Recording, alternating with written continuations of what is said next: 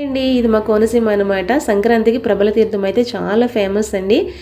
జగ్గన్న తోట అయితే చాలా ప్రాచీనమైందనమాట. కానీ మేము ఇప్పుడు చూపించేది అయితే మా ఊరు పొదలాడలో ప్రబల తీర్థం అనమాట. యాక్చువల్గా ఏంటంటే తూర్పుగోదావరి జిల్లా కోనసీమలోని అంబాజీపేట మండలం ముసలపల్లి శివారు జగ్గన్న తోట కొబ్బరి తోటలో మకర సంక్రమణ ఉత్తరాయణ పుణ్యకాలంలో కనుమ రోజు ఈ ప్రబల తీర్థం జరుపుతారనమాట.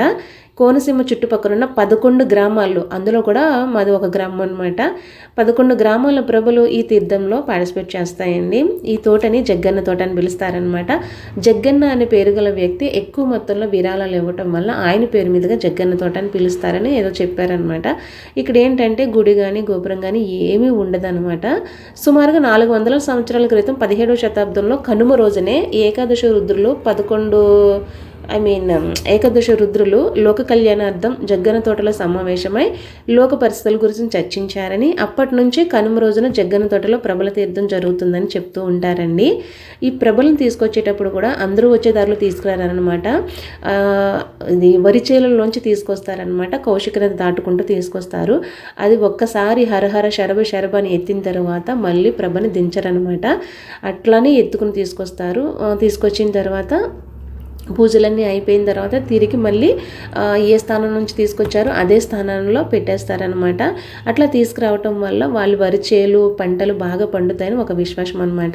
ఈ ప్రభల తయారీకి వస్తే కనుక సంక్రాంతికి 10 రోజుల ముందు నుంచి తయారు చేస్తారనమాట. అవి ఏంటంటే వెదురు కర్రలతో ప్రభకి ఒక ఆకారాన్ని తీసుకొస్తారనమాట. వెదురు పొంగులు ఒకదానికొకటి కలిపేసి కొబ్బరి పీచు తాడుతో గట్టిగా కట్టేస్తారనమాట. తర్వాత వాటికి రంగులు వేసేస్తారు. దానితో ఏంటంటే మనకు ఒక రూపం లాగా యూ షేప్లో వస్తుంది. రంగురంగుల వస్త్రాలు కానీ పూలతోనే అలంకరిస్తారనమాట. ఇంకా ఏంటంటే 11 మంది స్వాములు అనమాట.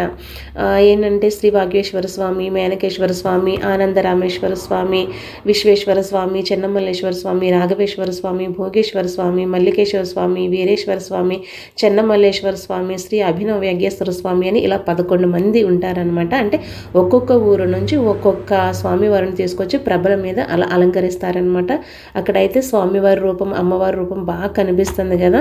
సో మేమైతే ఈ ప్రబల తీర్థం అయితే చూసుకున్నామండి. పిల్లలతోటి ఏమంటే ఇంకా చిన్న చిన్న అంగళ్ళు కూడా, తీర్థం కదండి అన్నీ ఉంటాయన్నమాట. పిల్లలకు కావాల్సిన వస్తువులన్నీ తీసుకొని ఇంకా క్లైమేట్ అనేది కొంచెం హాట్గా ఉంటే కొంచెం ఐస్ క్రీమ్ కూడా తీసుకొని ఇంకా అన్నీ చూసుకొని స్వామివారిని దర్శించుకుని అంతా అయిపోయిన తర్వాత మేము హాయిగా ఇంటికైతే వెళ్ళిపోయామన్నమాట. సో ఇది అండి మా ప్రబల తీర్థము. మీకు నచ్చింది అనుకుంటున్నా. Thank you so much.